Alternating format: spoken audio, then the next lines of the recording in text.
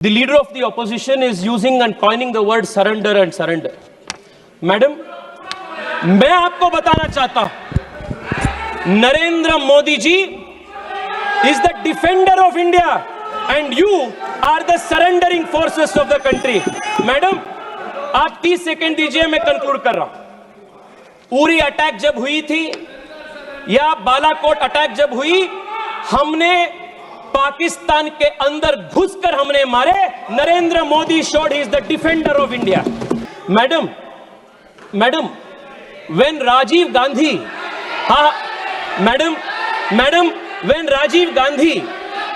When Rajiv Gandhi का trial चल रहा था, राजीव गांधी जी का ट्रायल चल रहा था,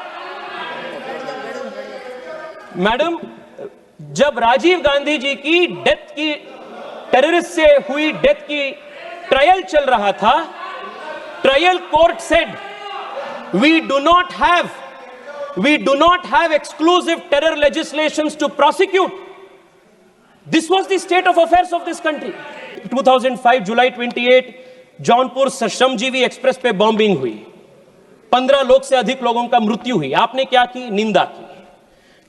अक्टूबर 29 दिल्ली, दिसंबर 2005 बेंगलुरु IISc, फरवरी 2006 गुजरात अहमदाबाद स्टेशन में बॉम्बिंग, 2006 मार्च वाराणसी कंटोनमेंट स्टेशन, जुलाई 11 2006 मुंबई महाराष्ट्र ट्रेन बॉम्बिंग, 300 से अधिक लोग की मृत्यु हुई। मालेगांव महाराष्ट्र 2006, पानीपत हरियाणा 2007, हैदराबाद मक्का मस्जिद बॉम्बिंग 2007, अगस्त 2007 हैदराबाद में फिर से लुंबिनी गार्डन के गोकुल चाट पे बॉम्बिंग, लखनऊ में बॉम्बिंग, 2008 पे रामपुर पे उत्तर प्रदेश पे बॉम्बिंग, सितंबर में दिल्ली में करोल बाग पे बॉम्बिंग, 2008 दिल्ली में सितंबर 27 में बॉम्बिंग। इसे लिस्ट जाते रहते हैं। That no terrorist is safe anywhere in Pakistan. वो जहां भी हो, भारत उनको ढूंढेंगे एंड भारत उनको न्यूट्रलाइज करेंगे। This was the resolve that Bharat sarkar under the leadership of Narendra Modi displayed during Operation Sindoor. Madam, Operation Sindoor के जो मिलिट्री एक्शन था, वो इससे पहले के सभी मिलिट्री एक्शन से बहुत फर्क है इसमें और सबसे पहले में। This action was a new generation warfare, unlike all earlier warfares which were more conventional. In this we had foreign supplied drones, unmanned aerial vehicles, precision guided missiles, electronic warfare, a deceptive information warfare, ये सब चल रहा था। And the strength of the Indian armed forces was proved to be second to none in the world, because 80% of Pakistani weapons are imported from China, and it was India's air defense systems that had the ability to pierce through these Chinese defense systems, and we could reach our targets, the intended targets, in a precise way. The world today has accepted that India's military action through Operation Sindoor is a comprehensive and total military success. It was precise, it was non-escalatory, but at the same time it had devastating effects on the enemy. All of these years, no cost was paid by Pakistan for their misadventures. But since 2014, the new normal has changed, and if Pakistan dares to attack India, they will have to not bear the brunt of one eye for both the eyes, not one tooth for another tooth, but both the eyes for one eye, the whole jaw for one tooth. This is the new normal that Bharat has established. Madam speaker, इससे पहले जब भी Bharat military effort के माध्यम से achievement हासिल किए थे, हम डिप्लोमैटिकली ऑन द डिस्कशन टेबल हमने उसको स्क्वैंडर कर दिए थे। कई सारे उदाहरण इतिहास में, 1948 में जिसका उल्लेख कई बार आया, our armed forces had breached the LOC, And all of what is today known as Pak-occupied Kashmir was in our control. But it was this Congress party and its leadership of that time that surrendered all of Pak-occupied Kashmir. What military achievement we had gained, we squandered on the diplomatic table. 1965 में भी वही हुई, 1971 में भी वही हुई. But the difference this time is the military achievement that we achieved in Operation Sindoor was crystallized and strengthened through our diplomatic onslaught that was led by the multi-party delegations and effectively led by the Prime Minister and the External Affairs Minister. मैं आपको एक उदाहरण देना चाहता हूं. आज United states of America ने TRF को डेसिग्नेटेड टेररिस्ट ऑर्गेनाइजेशन के रूप में प्रोस्क्राइब कर दिया है. मैं उस डेलीगेशन में पार्ट था जिसमें शशांक जी भी मेरे साथ थे, शशि जी के नेतृत्व में. हम कोलंबिया में थे. Colombia had given a statement in support of Pakistan. After our intervention, Colombia withdrew its statement and gave a statement in favor of India. Every country in the world which matters has stood with India. This is the diplomatic strength that has been gained. Madam Speaker, मुझे परशुराम जी की एक युक्ति याद आ रहा है. उन्होंने कहा था, अग्रतश्च चतुरो वेदाः पृष्ठतम सशरम धनुः इदम ब्राह्मम इदम क्षात्रम शास्त्रादपि शरादपि. उसी प्रकार से आज भारत डिप्लोमैटिकली हो, मिलिटरीली हो, दोनों युद्ध में तैयार है. And we are ready to win at the diplomatic front, we are ready to win at the military front.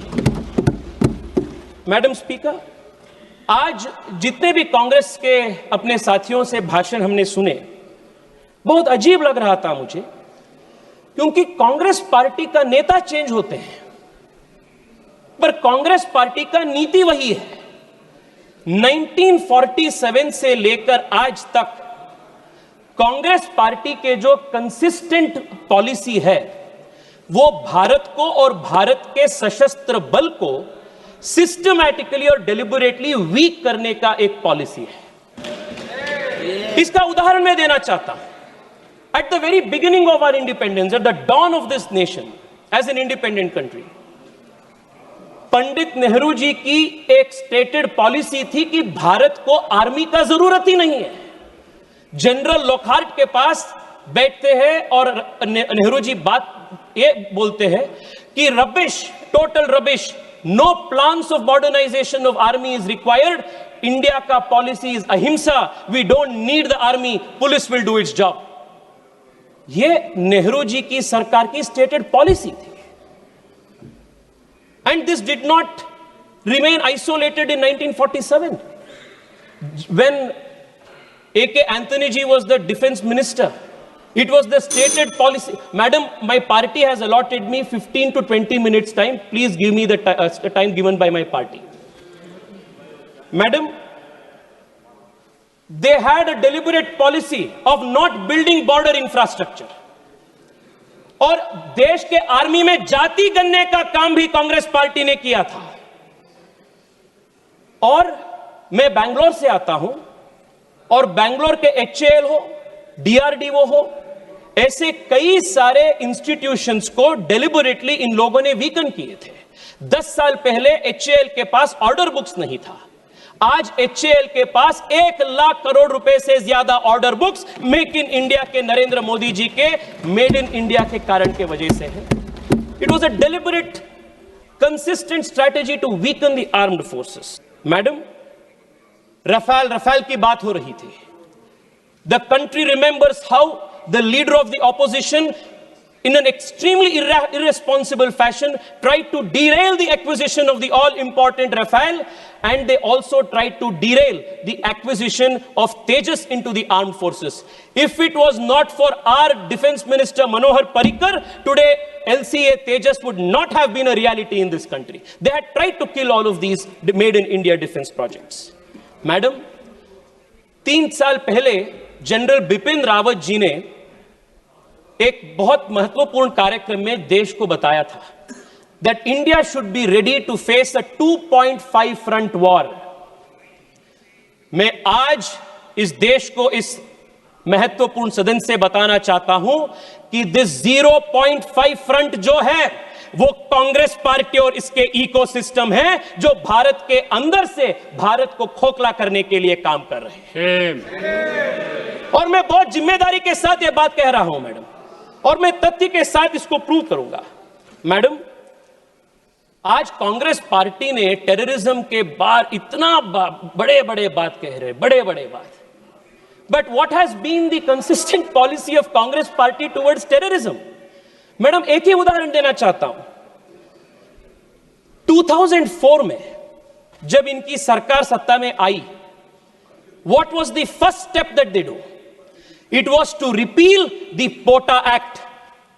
2001 parliament attack के बाद भारतीय जनता पार्टी के नेतृत्व वाली एनडीए सरकार अटल बिहारी वाजपेयी के नेतृत्व में देश को सुदृढ़ बनाने के लिए, टेररिज्म को खत्म करने के लिए, for the first time in this country we introduce a legislative framework. Madam, आप भी कांग्रेस पार्टी से आते हैं। I want to remind you madam, when Rajiv Gandhi,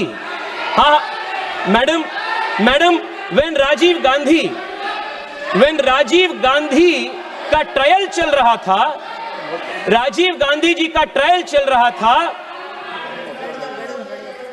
madam, जब राजीव गांधी जी की डेथ की, टेररिस्ट से हुई डेथ की ट्रायल चल रहा था, trial court said we do not have exclusive terror legislations to prosecute. This was the state of affairs of this country.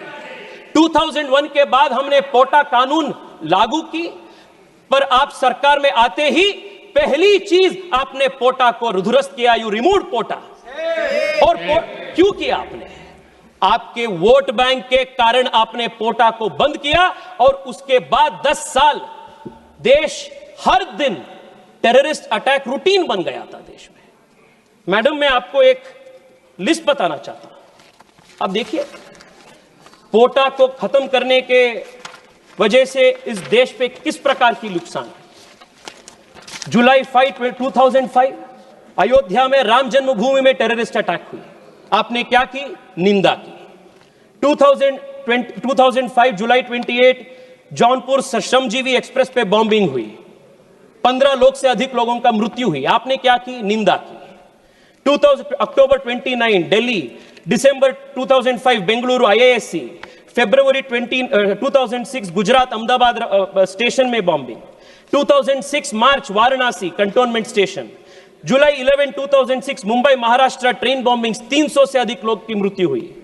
Malegaon Maharashtra 2006, Panipat Haryana 2007, Hyderabad मक्का मस्जिद बॉम्बिंग 2007, अगस्त 2007 हैदराबाद में फिर से लुंबिनी गार्डन के गोकुल चाट पे बॉम्बिंग, लखनऊ में बॉम्बिंग, 2008 पे रामपुर पे उत्तर प्रदेश पे बॉम्बिंग, सितंबर में दिल्ली में करोल बाग पे बॉम्बिंग, 2008 दिल्ली में सितंबर 27 में बॉम्बिंग। इसे लिस्ट जाते रहते हैं।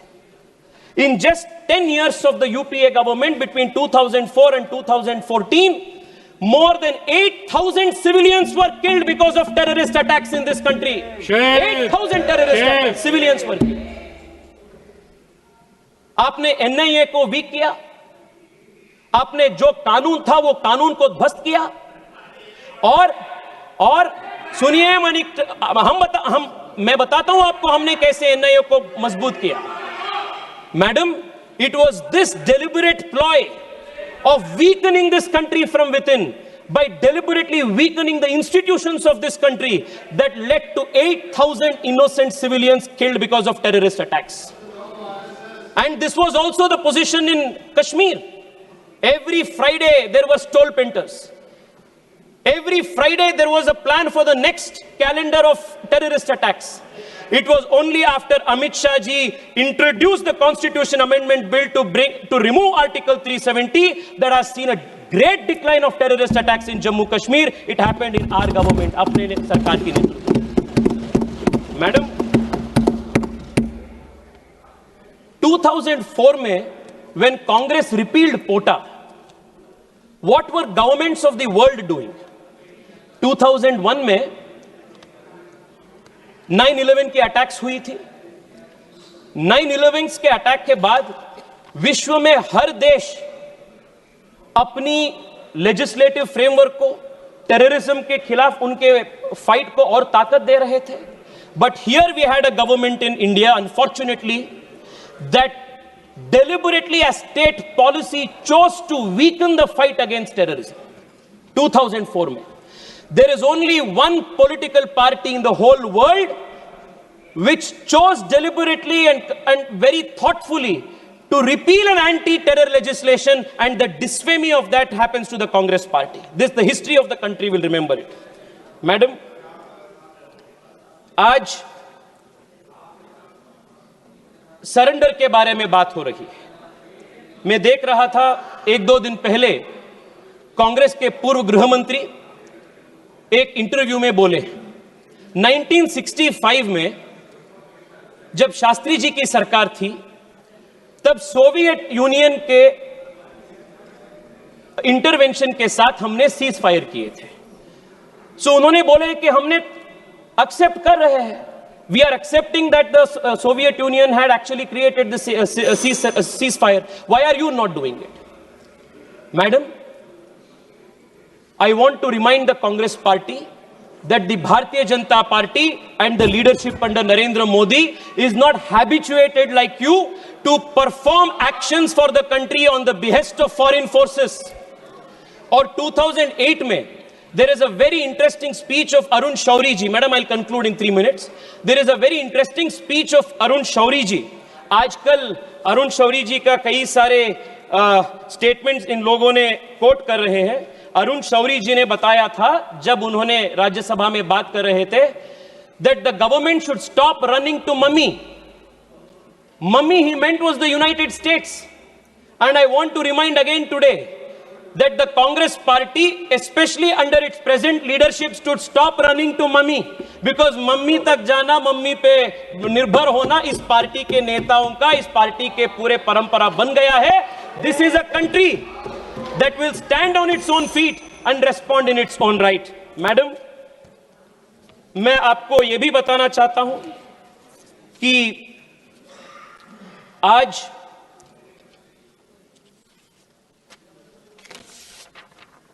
देश के प्रधानमंत्री जी के फॉरेन पॉलिसी के ऊपर बहुत बड़ा क्वेश्चन ऑपोजिशन ने उठा रहे हैं. And in a very shameful manner, in a very irresponsible manner, the leader of the opposition is using and coining the word surrender and surrender. Madam, मैं आपको बताना चाहता हूं, Narendra Modi ji is the defender of India and you are the surrendering forces of the country. Madam, आप 30 second दीजिए, मैं conclude कर रहा हूं. उरी अटैक जब हुई थी या बालाकोट अटैक जब हुई, हमने पाकिस्तान के अंदर घुसकर हमने मारे. Narendra Modi showed he is the defender of India. आपने जब सोवियत यूनियन के दबाव में 1965 में आपने सीज फायर घोषित किए थे, you had surrender. That is surrender and this is defender. ये फर्क है. पीएम मोदी ने राफेल खरीद, हमने मैडम 30 सेकंड में, मैडम 30 सेकंड दीजिए प्लीज. हमने तेजस को इंडक्ट किया. This is defender. आपने फॉरेन पावर्स के सामने भारत को आपने सरेंडर किया. This is your history. Madam, PM defended India's interest by providing indigenous strength to India's Make in India defense sector. You surrendered it to China and other adversaries, including important emerging technologies like 3G and 4G. This is the surrender of the Congress party. Madam, मैं आपको, I'm going to call the next speaker now. Madam, in the end I want to say this. We hope. Please. Madam, मैं conclude कर रहा हूं. Madam, the Congress party's thinking has not changed. 2001 में terrorist attack parliament में होने के बाद Congress party के पूर्व गृह मंत्री चिदंबरम जी ने कहे थे. Madam, 1 second, hear this out. He had said, Parineeti Shinde I will ji, give a benefit of doubt to Afzal Guru, Shinde ji, and I doubt if he was involved in the terrorist attack.